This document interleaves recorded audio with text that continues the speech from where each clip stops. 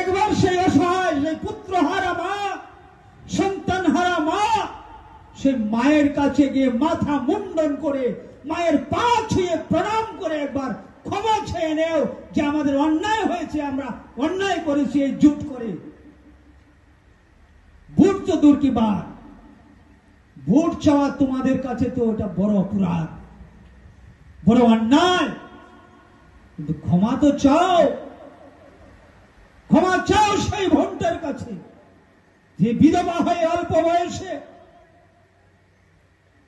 সেই গর্ভবতী অবস্থায় বিধবা হয়েছিল, আজকে সেই সন্তান বাবার কাহিনী শুনতে চাইছে, বাবাকে দেখতে চাইছে। কি জবাব দেবে সেই বোনটিকে, স্বামী হারা বোনটিকে? কি জবাব দিবে তোমরা সেই বোনটাকে? পারবে জবাব দিতে? জবাব আছে তোমাদের কাছে? বিলকুল না, কোনো জবাব নেই তোমাদের কাছে। ক্ষমতার জন্য পাগল, ক্ষমতার জন্য উন্মাদ, এত ক্ষমতার স্বাদ।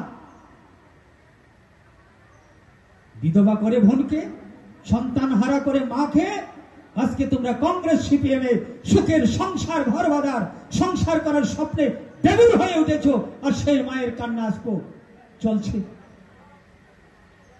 জবাব আপনারা দেবেন না? বিচার আপনারা করবেন না? তাদেরকে যোগ্য জবাব আপনারা দেবেন না? নিশ্চয়ই আপনারা দেবেন।